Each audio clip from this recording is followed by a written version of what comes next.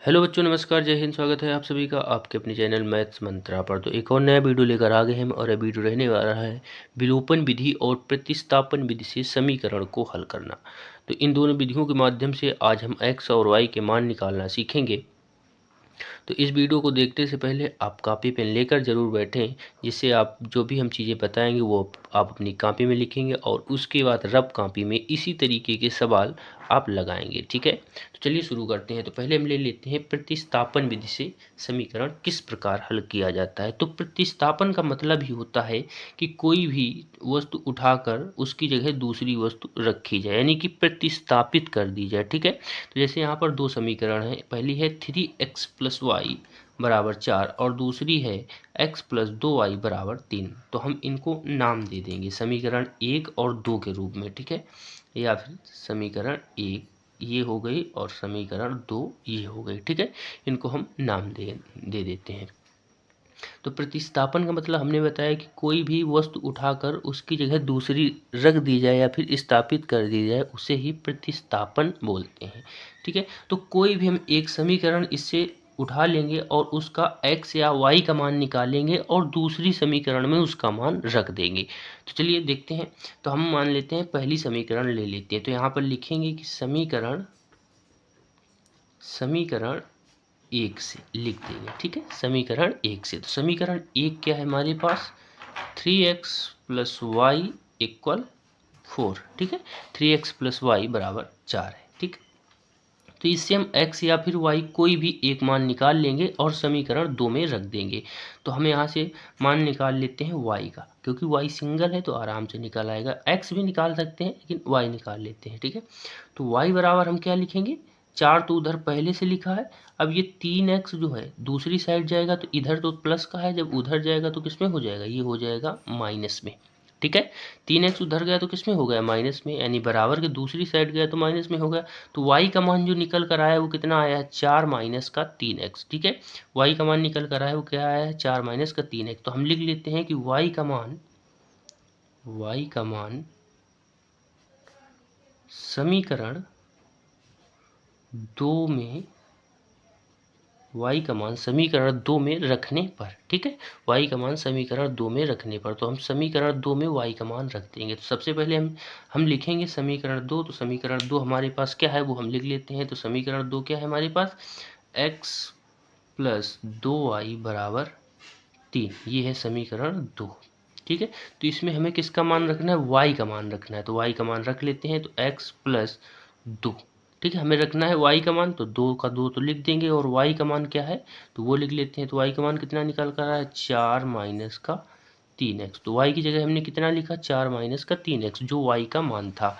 ठीक है, बराबर में कितना लिखा है, 3 लिखा है, तो 3 लिख देंगे। ठीक, अगला स्टेप क्या करते हैं, तो अगला करते हैं कि x प्लस, अब 2 का अंदर गुणा करा देंगे ब्रैकेट के अंदर, तो 2 चौको 8 हो जाएगा और माइनस का 3 दूना 6x हो जाएगा, बराबर ये कितना है, 3 है। ठीक है, बराबर कितना है, 3 है।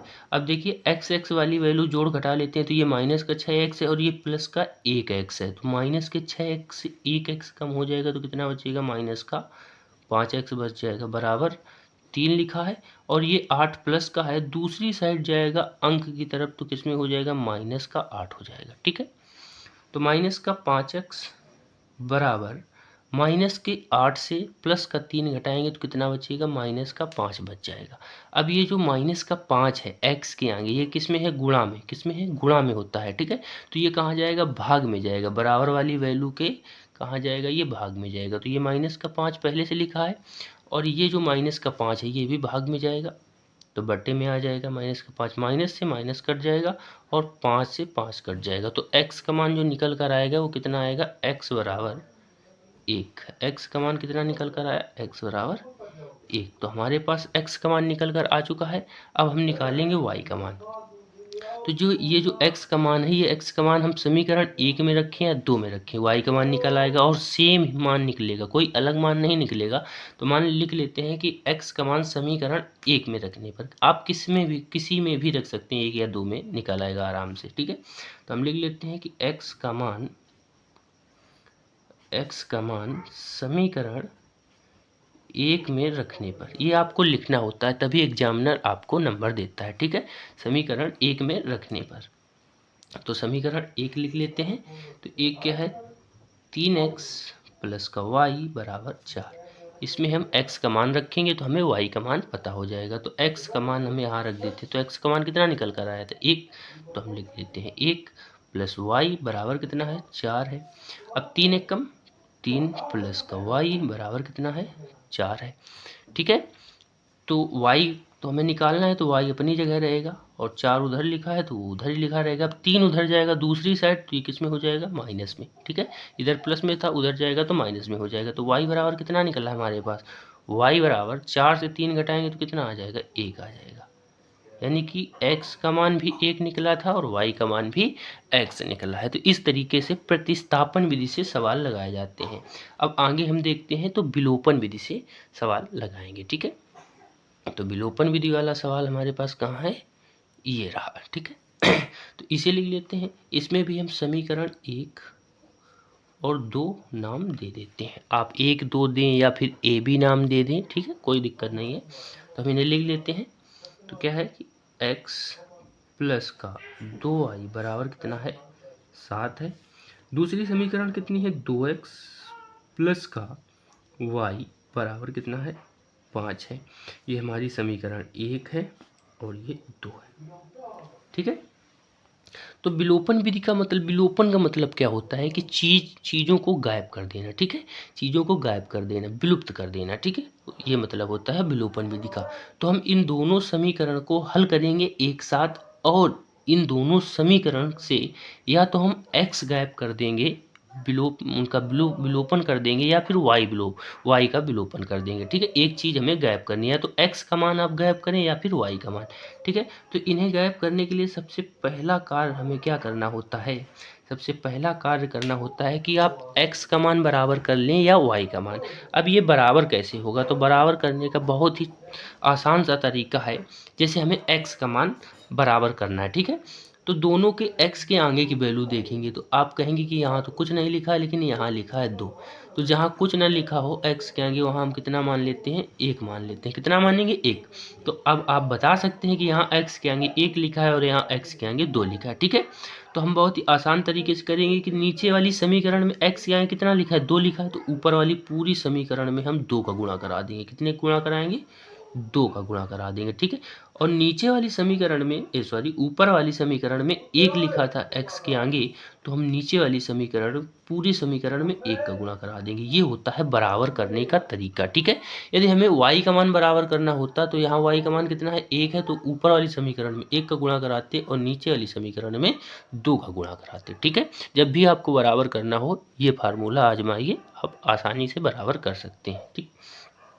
तो यहाँ पर हम 2 का ऊपर गुणा कराएंगे तो कितना हो जाएगा, 2x हो जाएगा। या फिर आप डायरेक्ट भी देख सकते हैं कि यहाँ पर 2x है, यहाँ पर केवल x है, तो कितने गुणा कराएंगे कि x का मान बराबर हो जाए, तो आप बोल देंगे 2 का गुणा कराइए, ठीक है।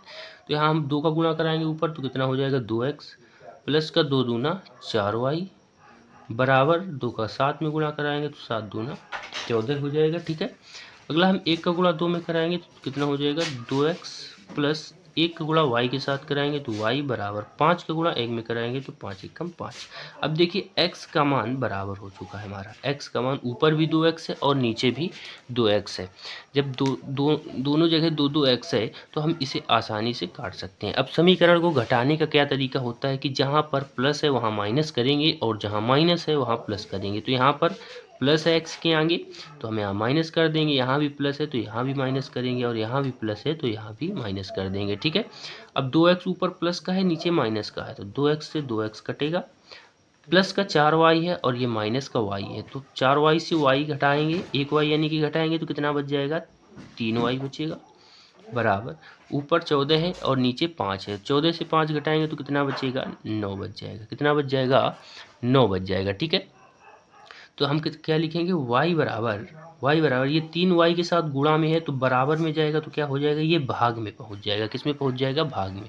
तो 9 को 3 से काटेंगे तो कितना आ जाएगा, 3 त्रिका 9, यानी कि y का मान कितना आ चुका है हमारे पास, 3 आ चुका है। तो एक मान निकल आया। अब हमें x का मान ज्ञात करना है, तो जो y का मान है, इस समीकरण आप 1 में रख दें या फिर 2 में रख दें, आपका मान आ जाएगा। ठीक है, इस समीकरण 1 में रखें या फिर 2 में रखें। तो हम लिख लेते हैं कि y का मान समीकरण 1 में रखने पर, आप किस में भी किसी भी समीकरण में रख सकते हैं। तो हम लिख सकते हैं x का मान y का मान समीकरण 1 में रखने पर। ठीक है, तो समीकरण 1 लिख लेते हैं। समीकरण 1 क्या है, x प्लस 2y बराबर 7 है।